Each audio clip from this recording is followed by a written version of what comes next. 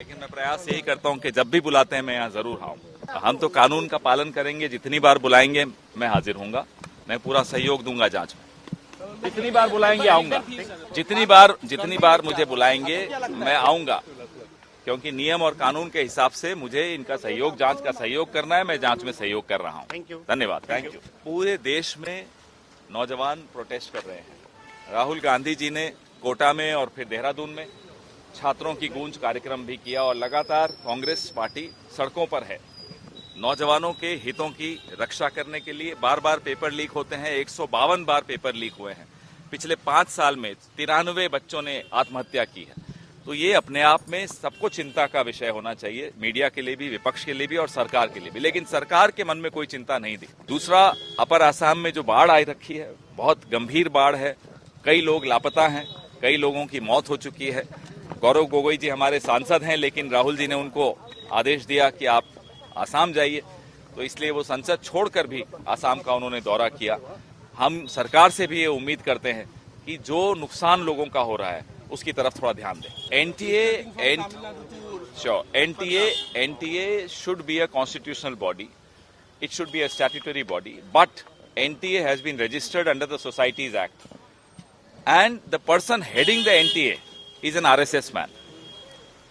There is no permanent employee. Everything is given on contract, from paper setting to printing to transportation to paper checking. Everything is given on contract.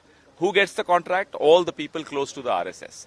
Therefore, our question is, why have you deliberately created an organization which has a lot of scope for corruption? Everywhere, exams need to be held transparently. Now, you can't say that because there were 2 or 3 or 4 paper leaks in Tamil Nadu, therefore we cannot raise our voice against paper leaks. Do you know how many paper leaks happened in Gujarat? Gujarat is a record of paper leaks. लेकिन मैं प्रयास यही करता हूं कि जब भी बुलाते हैं मैं यहाँ जरूर आऊं। हम तो कानून का पालन करेंगे, जितनी बार बुलाएंगे मैं हाजिर होऊंगा, मैं पूरा सहयोग दूंगा जांच में।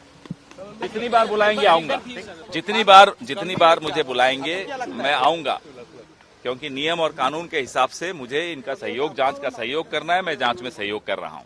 धन्यवाद। Thank you. पूरे देश में नौजवान प्रोटेस्ट कर रहे हैं। राहुल गांधी जी ने कोटा में और फिर देहरादून में छात्रों की गूंज कार्यक्रम भी किया और लगातार कांग्रेस पार्टी सड़कों पर है। नौजवानों के हितों की रक्षा करने के लिए बार बार पेपर लीक होते हैं। 152 बार पेपर लीक हुए हैं। पिछले 5 साल में 93 बच्चों ने आत्महत्या की है।